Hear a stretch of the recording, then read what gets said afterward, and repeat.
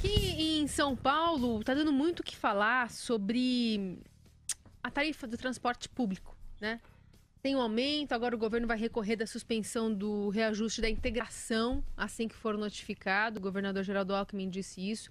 Aqui é a integração de ônibus e metrô, ônibus e trilhos, né? A cobrança aqui foi a partir da tarifa de integração. O valor unitário foi mantido, como houve a promessa de campanha do prefeito Dória, 3,80. O que subiu acima da inflação foi quem utiliza ônibus e metrô. É aquela corrida que você tinha um desconto e aí subiu mais que a inflação.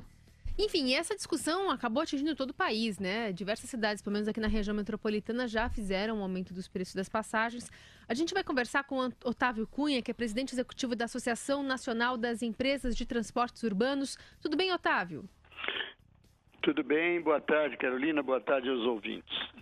Bom, tem alguma forma do governo, do estado, do município subsidiar completamente o transporte público? Porque o que as pessoas falam é que, poxa, aumentou acima da inflação e eu não sinto nenhuma melhora no transporte público, né? No vai e vem do trabalho, da escola.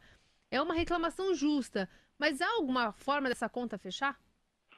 Veja bem, o grande mal do Brasil hoje é que o custo do transporte é financiado exclusivamente pela tarifa paga pelo usuário, com exceção do município de São Paulo, Rio e Brasília, que subsidiam parte desse custo. No mundo todo, o custo do transporte de qualidade é muito caro. Então, ele tem que ser subsidiado. Quem usa e quem não usa transporte deve pagar uma taxa para você poder ter um transporte de excelente qualidade. E aí o que vem acontecendo no Brasil? Todo ano tem que ter um reajuste e a qualidade do transporte permanece a mesma, porque na verdade nós estamos só repassando custos pela inflação, quando há queda de demanda, como foi o caso de 2014 para 2015, 2015 para 2016. No caso de São Paulo, as gratuidades estendidas aos aos idosos de 60 anos, alguns estudantes que tiveram isenção total de pagamento de passagem, tudo isso repercutiu em aumento, né, de necessidade de fazer o reajuste. No caso de São Paulo, capital, existe o mecanismo da subvenção.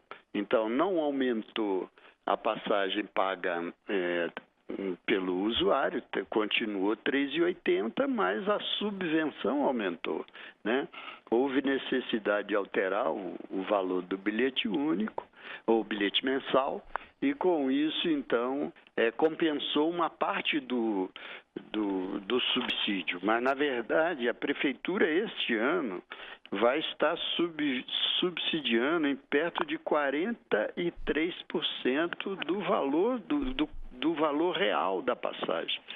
A passagem de São Paulo, ela está prevista para este ano de 2017 em R$ 6,64. E o usuário paga apenas R$ 3,80. Né? Então, essa questão no Brasil, ela, para poder a gente ter definitivamente uma solução, é necessário que se crie um Fundo Nacional para subvenção do transporte público.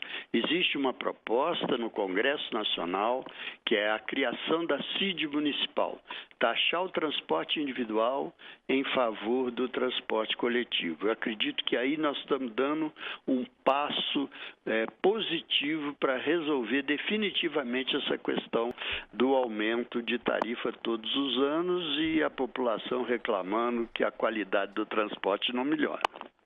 E aí, colocando então uma sobretaxa sobre o combustível, e aí as pessoas que usam de transporte unitário vão subsidiar o ônibus, o trem e o metrô. Veja bem. Mas é controversa, né, essa ideia, né? Não deixa de ser, porque nós estamos falando aí em taxar o usuário do transporte individual. Mas se você considerar que o espaço urbano hoje 70% do espaço nas vias urbanas hoje é ocupado pelo automóvel, que transporta apenas 20% das pessoas dentro da cidade. Então, é justo que você crie um imposto sobre o transporte individual, aí nós estamos falando de gasolina, álcool e o gás veicular.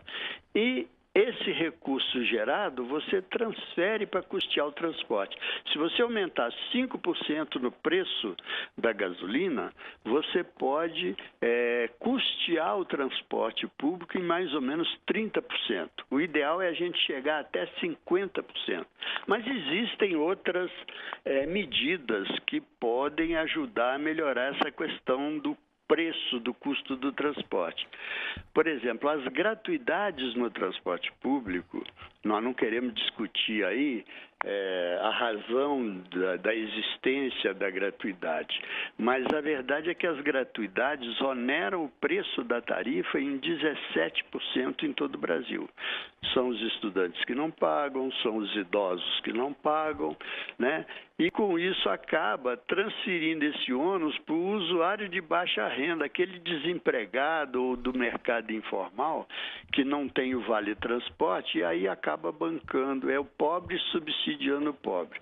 Isso precisa efetivamente acabar. A política tarifária no Brasil tem que ser alterada. E também o sistema acaba ficando mais caro, né? Porque historicamente o metrô sempre foi mais caro que o ônibus. O problema é que uma cidade como São Paulo, né, que os ônibus não conseguem andar, não há uma política para expandir os corredores, né? Porque se houvesse corredores segregados, de fato, aqueles que funcionam com ultrapassagem, o transporte poderia seguir melhor, economizar combustível e atrair muito mais gente para usar também, né, Otávio? A verdade é essa. Se você, nós temos um indicador de produtividade, Marcelo, que é o seguinte: no caso de São Paulo, apenas das pessoas que pagam passagem, 1,2 passageiros por quilômetro, né? O que a gente chama de IPK. O IPK no Brasil já foi 2,59 lá nos anos 90. Nós perdemos 42% dos passageiros que migraram para o transporte individual. Então, isso, hoje você tem ônibus lotado no horário de pico, porque isso no mundo todo é assim, evidentemente, mas durante o dia você tem uma grande ociosidade, né?